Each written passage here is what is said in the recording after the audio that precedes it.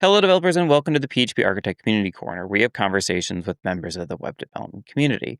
I'm your host, Scott Keck-Warren, and today we're talking with Kyrian Obikwelu about his work with PHP MCP servers. And I do want to say there were some technical issues that we had with our recording. I wanted to release it because of all the important information that we had.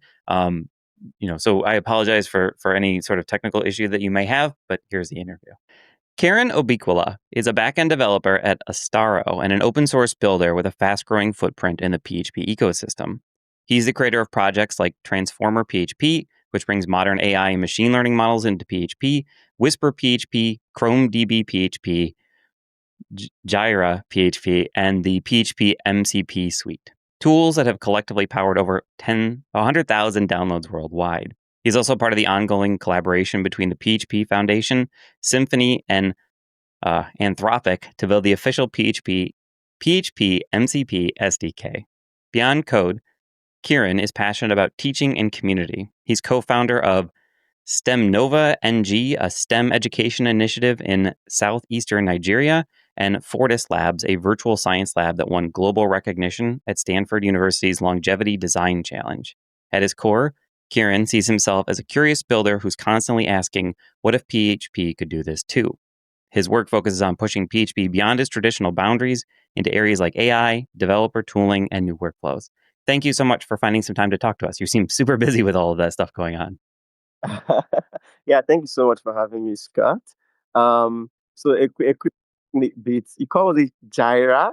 It's Ginger PHP, right? So Ginger is a templating language similar to Twig and Blade, right? So, but mostly used in the Python ecosystem. So I just built a parser for it or a renderer for it when I was working on Transformers PHP. Oh, okay. Okay. Sorry about that. Yeah. So there was a lot of like vocab words in your bio. So it was a bit of a challenge for me. Yeah.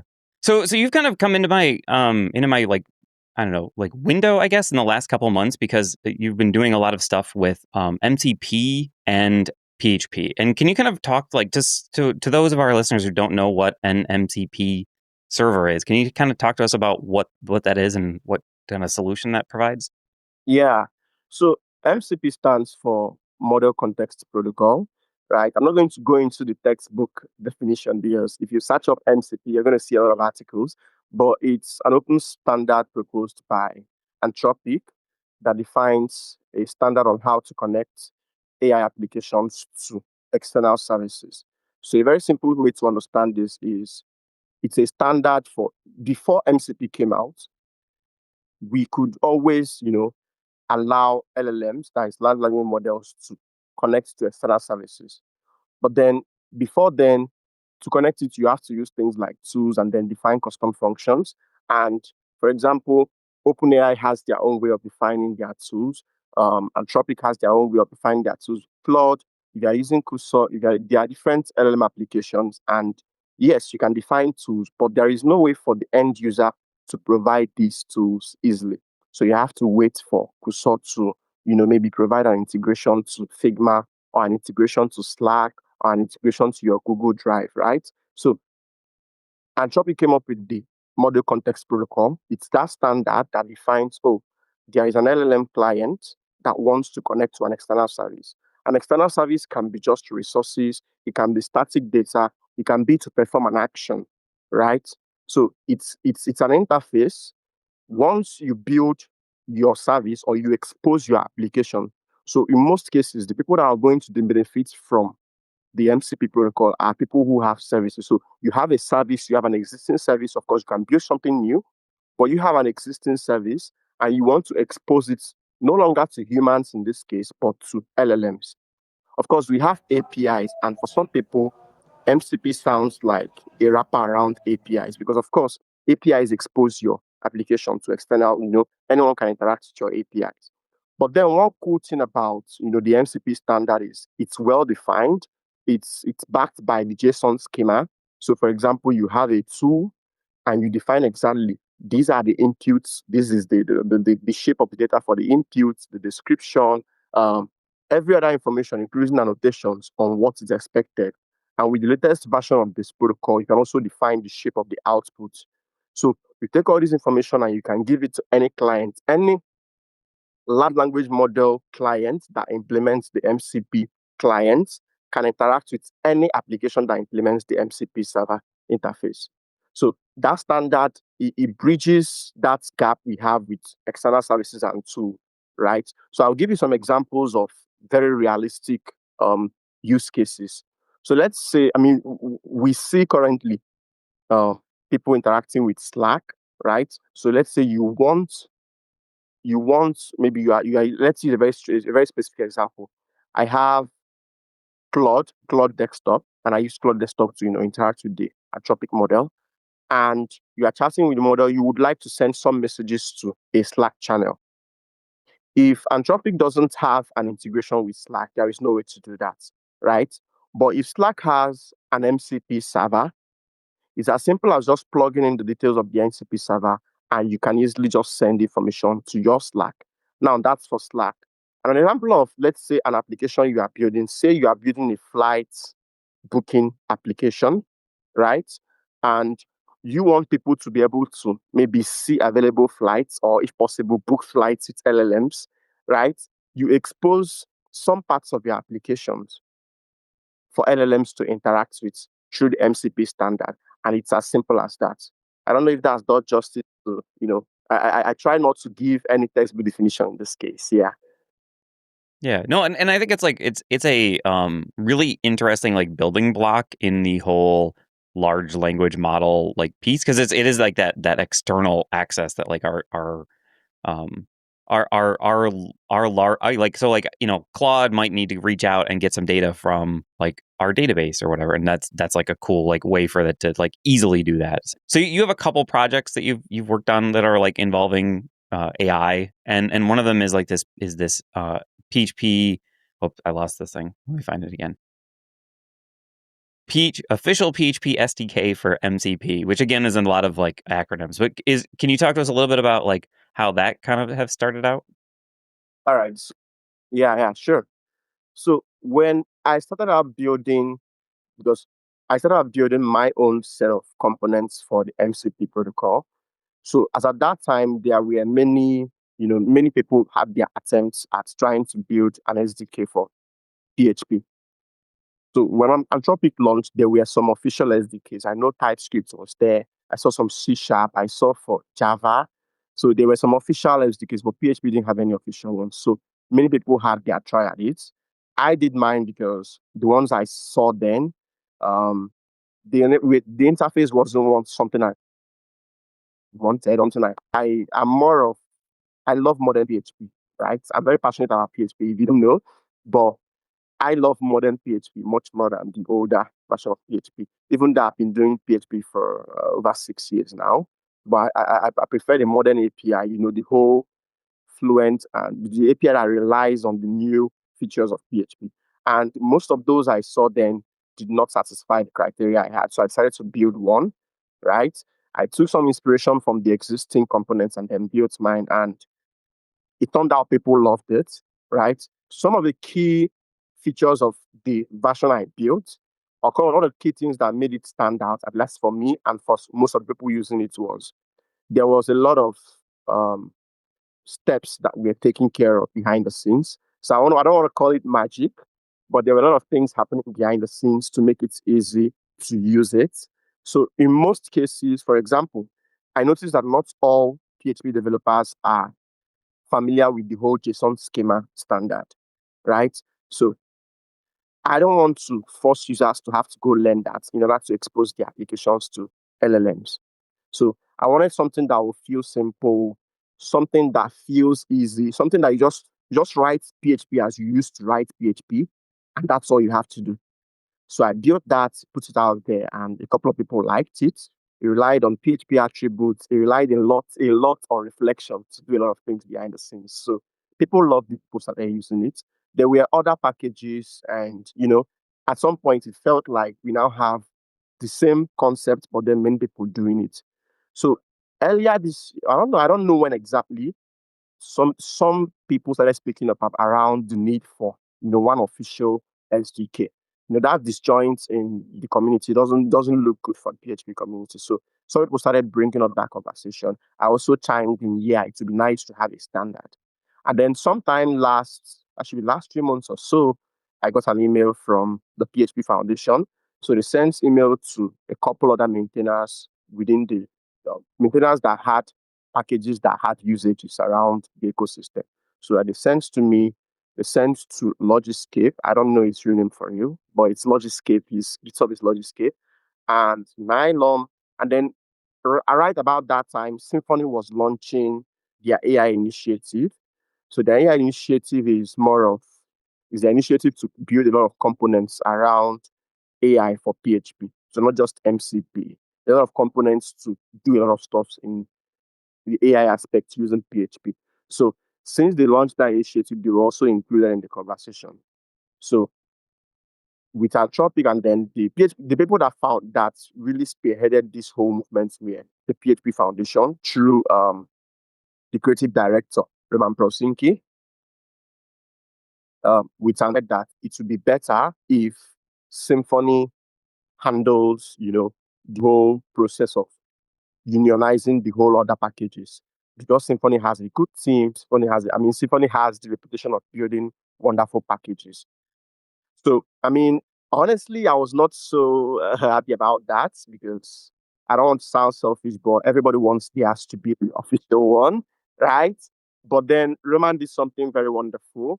So he loved. I think he's one of the people that loved the API of mine, and he found a way to make sure that I was included in the conversation. And you know, eventually, it turned out that mine was the better, or mine was the preferred API. So we had to move things over and then, as you said earlier, morph the package into what we have as the original. So Roman made sure that I was included in the team. I was added to the team on GitHub, and then involved in the whole process of unionizing that whole stuff. So yeah, I appreciate the this Foundation for that initiative, and so far the Symphony team is doing a fantastic job. I enjoyed.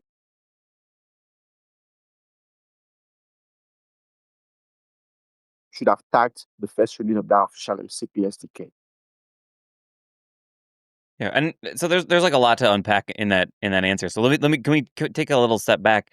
And so I do think that like the thing that I really like about like the structure of the way that you've built like the package is like it is like because I'm looking at like the GitHub repository, and it's essentially like you have like a class and you're just saying, well, this is an MCP tool and it's this kind of tool, and then you just have to have like some very basic like setup boilerplate logic that says, well, here's how you access this thing to do the tool. And it seems very, and I haven't tried it. Like I'm gonna have to try it like on an actual application, but it seems like very simple to just like, because all you're doing is saying like here's like you put an attribute on something and say here's how you interact with this thing, here's how it kind of gets routed, and then it just kind of works after that. There is a lot of like, you have done a lot of like make this simple, right? Like you've extracted a lot of the complexity.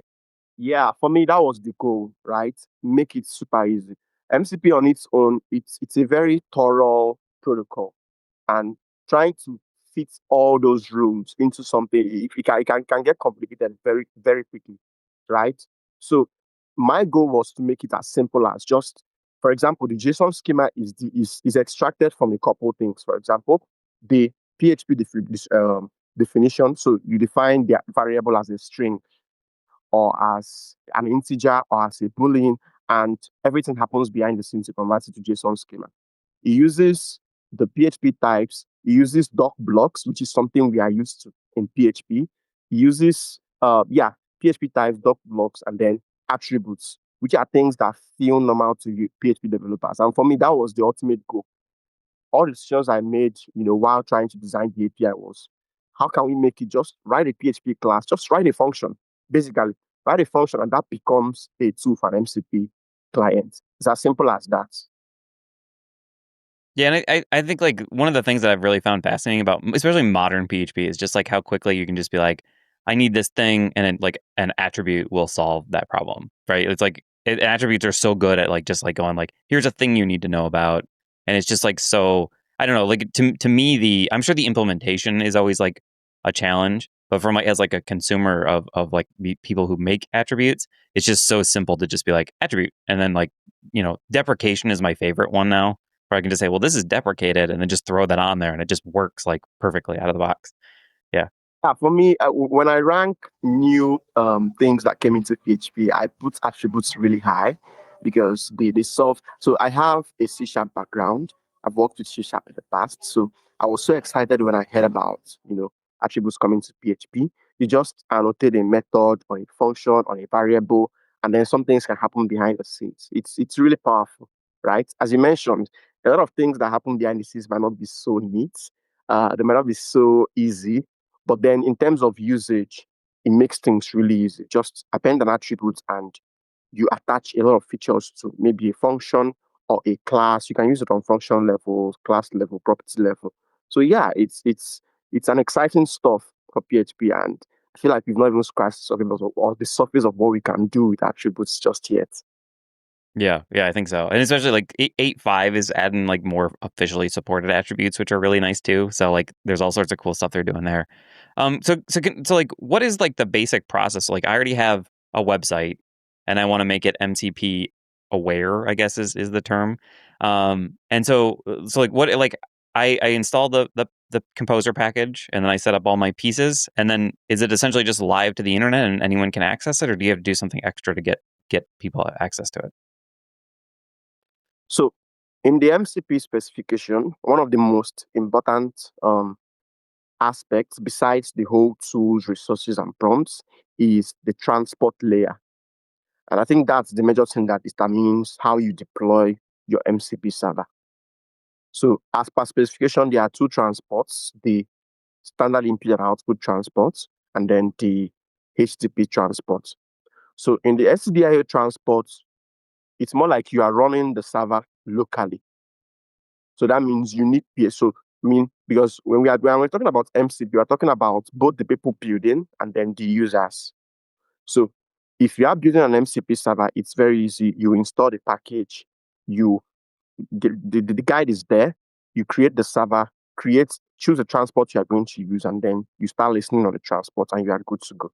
Right. So if you are using the automatic discovery, that means you are using the attributes. You just annotate with attributes and you are good to go. If not, you can also manually add tools to your server. And tools that you're adding to your server it can be a closure, it can be any callable, it can be an invocable class, it can be the method of any class. It's as simple as that. But the most important differentiator is usually that transport. So if you are using the STDIO transport, it means that your server is going to run like a PHP process. So PHP, whatever the path to the file where the code for your server is, and then you run. And of course, it now means that people that are going to use your server also have to pull down your code as the source code for that server and have PHP installed, and then configure whatever client they are using, be it cloud code, be it cloud desktop, give it the actual command to run, which is PHP, and then the path to the file. So personally, I feel like the power of MCP when it comes to PHP, given that PHP is not necessarily something that everybody has installed on their system, the power of it all is mostly the HTTP side of things. So in the HTTP side of things, if you were using my package, it was very opinionated. So I'm going to explain, right? I used React PHP. You know React PHP, right? Good. So I used React PHP as the server, which simplified things because it runs the actual HTTP process and then listens for connections and then processes. But in the official SDK we are building currently, we decided not to go that route.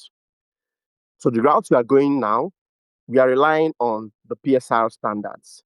So you send in the transport can handle a PSR 7 request and then give out a response. It's as simple as that. So it makes it easy. Of course, it now complicates the process a little bit. Yes, because if you are using PHP based transport, things are significantly easier because you don't have to worry about the server. And by the server, I mean the HTTP server. But the reason why we went that route is because there are many ways people run PHP, right? Some people use Franklin PHP. Some people use Roadrunner. Some people use Wool. Some people use different frameworks. We have Laravel, and Laravel has its own HTTP kernel. We have Symfony and the foundation. We have Slim PHP. So we wanted something that works for every setup, right? That's one of our goals. Something that works for every setup, whether you are using Laravel. Of course, in the end, we might have to create some adapter packages to make it easy to integrate with Laravel.